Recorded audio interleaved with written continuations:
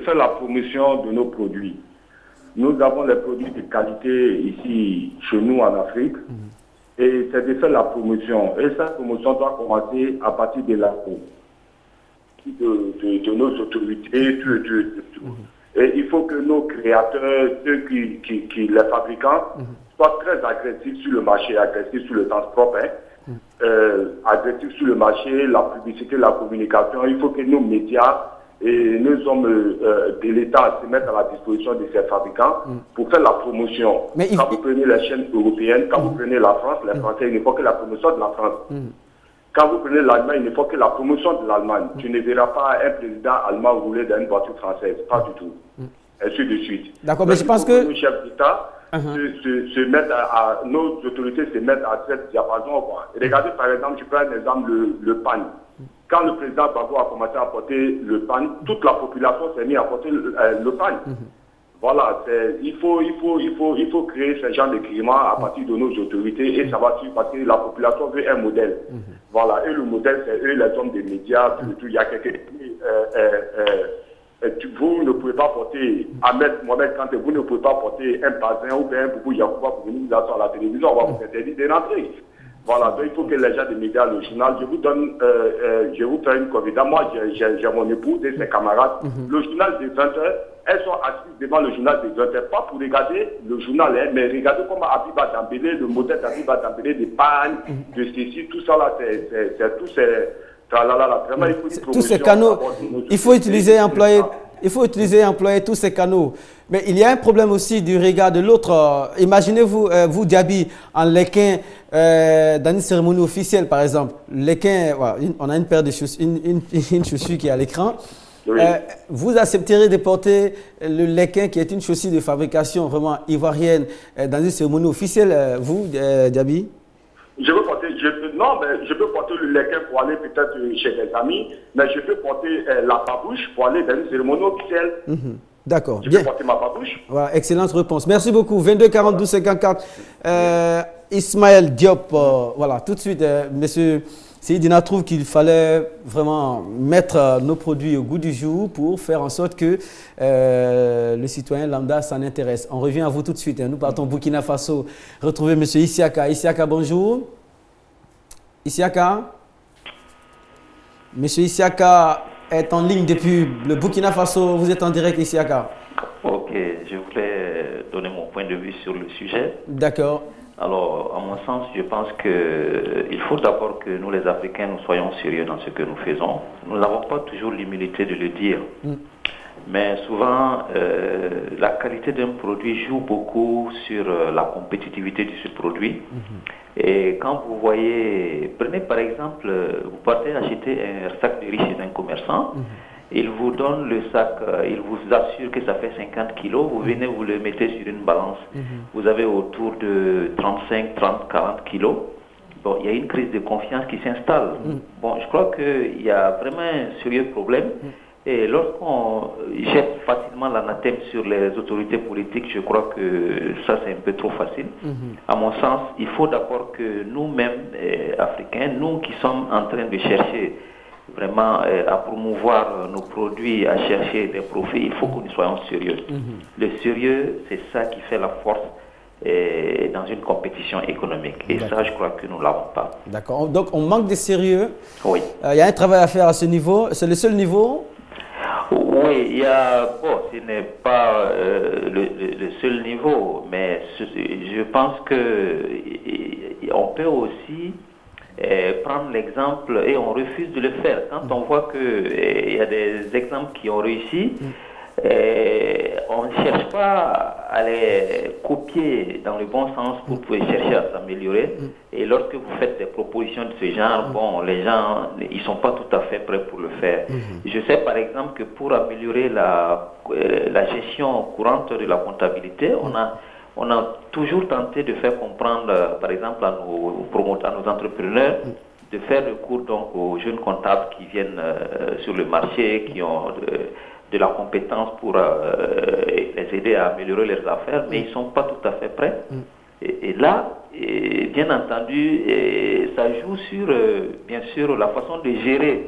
Si vous voulez, manipuler la comptabilité et finalement, il y a souvent des grippes que l'on retrouve donc dans l'économie donc de ce promoteur. Et il est obligé de se rattraper d'une manière ou d'une autre en se remettant donc dans la médiocrité. Et c'est ça ce qui est mauvais. Merci beaucoup. Il faut faire beaucoup de boulot sur nous-mêmes. Merci beaucoup. Bien de choses à ceux qui nous suivent depuis le Burkina Faso. Vous appelez de quelle ville? Bobo Dioulasso. Bien de choses à tous ceux qui nous suivent depuis là-bas. Ismaël Diop, du boulot à faire chez les autorités, les hommes des médias et autres, mais travailler sur soi-même. Oui, depuis hier, je le dis. En fait, le manque de confiance s'est installé parce qu'on ne respecte pas les consommateurs africains. Comment? Je vous explique. Quand vous partez sur les étalages en Europe, aux États-Unis, partout dans le monde, que vous voyez les produits africains, vous êtes fiers d'être africain parce que c'est des produits de qualité, des produits bien présentés. Mais pourquoi, quand il s'agit de vendre ça en interne, on s'en fout? On donne des produits de mauvaise qualité, souvent même on nous vend des produits avariés parce qu'ils n'ont aucun respect. Et là, quand Seydina parle de culture, je crois que c'est dans la parole donnée qu'on a manqué notre culture. Dans la promesse. Dans la promesse et le respect pour les autres. Parce que c'est ça qui est notre valeur culturelle. C'est-à-dire, si tu vends à un client un produit, si tu lui dis que ce produit est fait comme ça ou ça pèse tel kilo, c'est ta parole, c'est la vérité. Mais si on se rend compte qu'après que tu te fous du client, il y a problème. Et puis aussi, il y a l'hygiène. Faut pas se mentir, on pense que les gens sont riches, ils vont acheter dans les supermarchés. Mais en réalité, le gars, il a peur de dépenser beaucoup dans les médicaments. Ah d'accord, en achetant un produit moins cher, une ordonnance qui va... Je veux dire que s'il n'y a pas assez d'hygiène, allons dans nos marchés. Vous voyez, les produits commencent à exploser, la viande avait plein de mouches là-dessus. Or, une vitrine, ça coûte combien? Peut-être 10 000, 5 000 ou bien 25 000. Mais quand même, la viande sera protégée. Donc, le monsieur qui part acheter, il a l'argent. C'est beaucoup de calculs il fait. C'est pourquoi il préfère aller acheter dans une vitrine de supermarché. D'accord, à tout à l'heure. 22 42 54, commune de Koumansi, monsieur Aguib. Tout à l'heure, Seydina va réagir et aussi Patrick nous donnera des réactions en ligne. Aguib, bonjour. Bonjour. Voilà. Bonjour, Kanté. Le sujet vous intéresse très bien. Il s'agit de faire comment... il s'agit de chercher à savoir comment faire pour qu'il s'établisse une confiance entre le consommateur africain et les produits africains. Bon, d'abord, moi je crois que la première des choses qu'on doit faire d'abord en Afrique, je vous salue et je vous remercie pour votre émission d'Aro. Je crois que la première des choses qu'on doit faire ici en Afrique, c'est les autorités d'abord. Les autorités n'ont rien mis en place pour valoriser la culture africaine et les marchandises et les choses africaines. Vous croyez, on a tellement d'infrastructures pour ça ici, hein? Les marchandises circulent, les campagnes sont faites, les affichages. Je pense que là. Oui, moi je prends par exemple la culture africaine. Il y a un moment où, par exemple, au Burkina, il y avait un président burkinabé qui avait valoriser et imposer même s'il fallait les produits africains pour que les Africains achètent et soient séduits par les produits africains. Il avait imposé, même lui-même il se mettait dans les produits africains pour aller dans son bureau. Ah oui, Thomas Sankara avec les fasos d'Anfani. Voilà, bien sûr. Vous voyez même, il y a quelqu'un qui disait tout à l'heure que le président Laurent Gbagbo avait valorisé les pagnes africains de sorte que les Africains, les Ivoiriens voulaient s'habiller ainsi. Mais si les présidents, les dirigeants, les développés africains, nous-mêmes, nous sommes à 100% européens, est-ce que les enfants qui nous suivent vont envier les produits africains? Vous voyez par exemple la RCI, les autres chaînes, la chaîne du Varon, les chaînes africaines, valorisent en réalité les produits des autres pays. Hein. Un homme qui est en mode, qui est en vogue, qui s'habille comme comment on appelle les rappeurs américains, les chanteurs américains, la génération qui le suivent là, vous croyez qu'ils vont s'habiller comment? Vous croyez qu'ils vont envier quoi? Parce qu'ils vont envier. Nous voyons aujourd'hui les produits africains qui sont, il y a un homme qui a fabriqué un téléphone africain là, dans un pays là. Mais aucune télé, aucun média africain ne fait la promotion de ces matériels, de ces choses-là. Je crois que si, en vérité et en réalité, nous faisons tout pour mettre en place le produit là, je vous assure, que les Africains vont envier les produits africains et au cas contraire, zéro à la base, rien ne va se passer. D'accord. D'accord. À votre avis, il s'agit des médias et des décideurs qui doivent faire en sorte que les produits africains soient respectés.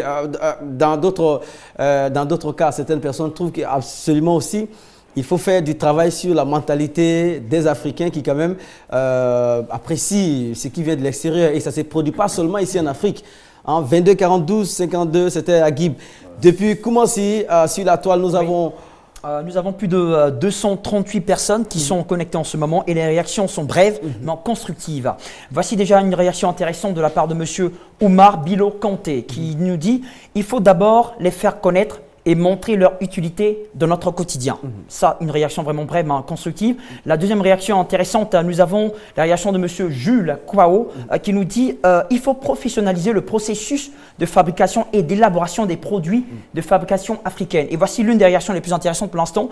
Il s'appelle M. Marcus Nixarion qui nous dit pour ce faire, je pense que l'entreprise doit songer d'abord à vérifier la qualité des matières premières qu'il reçoit. Ensuite, rechercher une main-d'œuvre ayant suivi une formation qualifiante, ensuite industrialiser ou informatiser son secteur, certifier ses produits conformément aux normes ISO, faire de la publicité saine et rechercher son marché plus à l'extérieur qu'à l'intérieur. Et pour l'instant, voici une réaction qui est totalement différente de toutes les réactions reçues jusque-là. Il s'appelle M. Ben Trésor Irier. Il nous dit cela est aussi dû au fait que les promoteurs des produits occidentaux combattent et vilipendent les produits africains. Ça aussi, c'est à noter. On vient de voir un dernier séminaire ou encore des assises sur l'huile de palme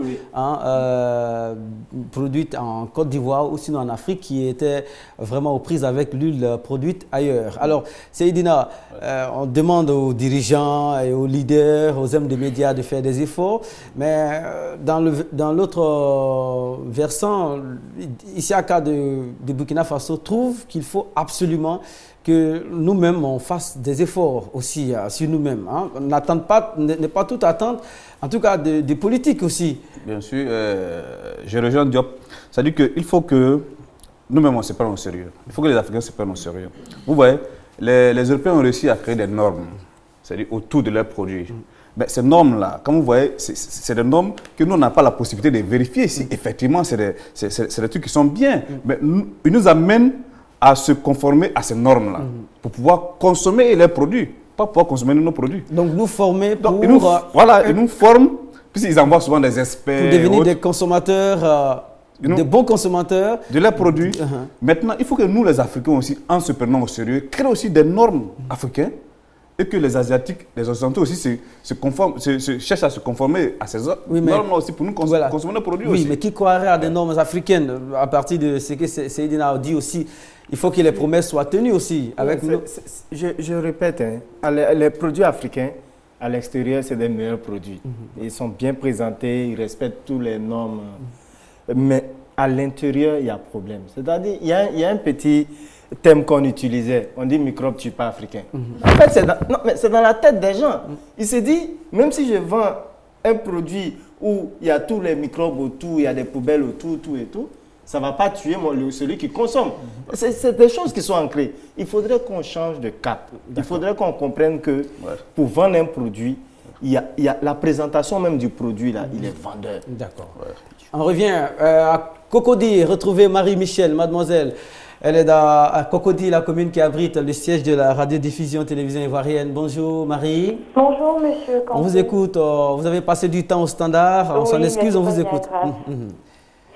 D'accord. En fait, ce que moi je voulais dire, le constat que je fais déjà, c'est que les Africains commencent à s'intéresser aux produits africains. Ça, c'est une bonne nouvelle et c'est un bon constat. C'est ma remarque personnelle. Aujourd'hui, moi, je vois des jeunes filles, des jeunes garçons commencer à s'habiller avec des pagnes, des modèles qu'on fait avec des tissus occidentaux, on les reprend avec du pagne. On fait des chaussures aujourd'hui qu'on habille avec le pagne. Il y a même des garçons qui se mettent des nœuds papillons avec du pagne. Tout ça, même pour aller en boîte, l'après-midi, tout et tout. Moi, j'en vois. Donc, je pense que les Africains commencent vraiment à s'intéresser à la culture africaine. Ça, comme je vous l'ai dit tout à l'heure, c'est ce que j'ai remarqué en Côte d'Ivoire. Maintenant, concernant aussi les autres produits. On va parler de la nourriture, par exemple. On ne va pas me dire que les Ivoiriens ne consomment pas de la nourriture africaine ou bien la nourriture ivoirienne. Je suis désolée, la loco a dépassé toutes les frontières. Aujourd'hui, tout le monde mange la loco, que ce soit en Chine, aux États-Unis, partout. Donc, moi, je pense vraiment que les Africains commencent à s'intéresser un peu plus aux produits locaux. Nous, on veut forcer les traits. Qu'est-ce qu'il faut faire alors pour accentuer cela, pour ne pas que ça soit un feu de paille? Bah, ce qu'il faut faire déjà, c'est laisser le temps. Hein. Ce qu'il faut faire déjà, c'est laisser le temps. Parce que on va pas forcer quelqu'un à mettre du pain ou bien à manger de la loco, à manger du blacali alors qu'il n'en a pas envie. Donc je pense qu'avec le temps, quand on laisse le temps à la personne, par exemple moi qui porte une jolie robe aujourd'hui dans mon modèle pain, une jeune fille comme moi qui voit la robe, ah mais la robe elle est belle, voilà elle va recopier, ainsi de suite. Voilà comment ça se passe quoi. D'accord. Donc moi je pense qu'avec le temps, ça va rentrer bien dans nos mœurs, mais c'est nos cultures, c'est ça, on n'a pas le choix. D'accord. Donc, qu'on le veuille ou pas, on est obligé de le faire. Merci beaucoup, Marie. Merci beaucoup. Excellente journée à vous. Merci à vous aussi. Nous allons à Londres trouver M. Sissoko. Sissoko est avec nous et souhaiterait apporter une contribution au sujet du jour. Vous êtes là, Sissoko? Sissoko? D'accord, on a un décalage, voilà. Mais il doit être là maintenant, Sissoko. Oui, allô? Voilà, Sissoko, bienvenue. Mais, ok, merci, M. Kanté. Oui, il y a longtemps qu'on vous attend. D'accord, allons-y. Oui, c'est vrai. Ok, avant de commencer, je voulais vraiment tirer mon chapeau à l'équipe parce que tout mes plaintes ont été, voilà, quoi, écoutez, merci beaucoup. Donc, par rapport à l'émission du jour, je voulais parler parler de la crédibilité de nos créateurs africains. Je pense que leur crédibilité, d'abord, commencerait à venir par eux-mêmes, leur propre crédibilité en tant que créateur ou en tant qu'entrepreneur. Expliquez-vous. Ce qu'on remarque en général, c'est que nos créateurs en général ne mettent pas assez d'efforts dans ce qu'ils font. On a souvent l'impression qu'ils créent leurs produits rien que pour des raisons financières. Alors que je me dis qu'en tant que créateur, même si c'est pour des raisons de finance, des raisons financières, il faut aussi mettre aussi la qualité dans les produits de telle sorte que votre produit ait une renommée. Parce qu'aujourd'hui, nous sommes dans un monde qui est globalisé où tout le monde fait une compétition à tout le monde. Un produit qui vient du fin fond de la Chine se retrouve quelque part avec Roi Gaillot, ainsi de suite. Donc je pense que nos créateurs aujourd'hui doivent tenir compte de cet état d'esprit-là. Il y a une concurrence qui est là où il faut qu'aujourd'hui, pour mettre ton produit sur le marché, il faudrait tout faire pour que ton produit, lorsque quelqu'un l'achète, qu'il ait assez de bonnes garanties en termes de qualité. Ne plus se contenter. Je me rappelle quand j'étais encore au pays, à Trècheville, il y avait des Sénégalais qui nous faisaient des portefeuilles. Mais à chaque fois qu'on payait ces portefeuilles, on mettait notre document dedans. Après quelques mois, notre document changeait de couleur carrément. Par contre, aujourd'hui, moi, j'achète des portefeuilles en cuir, mais mes documents sont toujours intacts. Donc, vous comprenez un peu souvent la qualité que nos artisans ou nos créateurs doivent mettre dans leurs produits pour être quand même crédibilisés, parce qu'un bon produit parle pour lui-même. Personne d'autre ne pourra faire mieux la publicité d'un produit que le produit lui-même. Vous comprenez? Merci. Donc moi, voilà, j'ai ce côté-là. Merci beaucoup. D'accord, merci Sissoko. www.rti.ci sur le site internet de la RTI, mais l'adresse Facebook de notre magazine, c'est www.facebook.com/. On garde le contact. Vous cliquez j'aime sur la page, vous postez votre message qui est relayé ici par Patrick Ndiakan qu'on écoute maintenant. Oui, nous remercions déjà M. Lionel Traoré depuis Ouagadougou qui nous écrit et remercie déjà cette belle émission qu'ils apprécient depuis Ouaga. Il nous dit il est primordial qu'une solide étude de marché soit faite, qu'un sondage sur le marché permette de savoir et comprendre les besoins réels des Africains. Il faut savoir que nous, Africains, nous avons un profond problème de mentalité.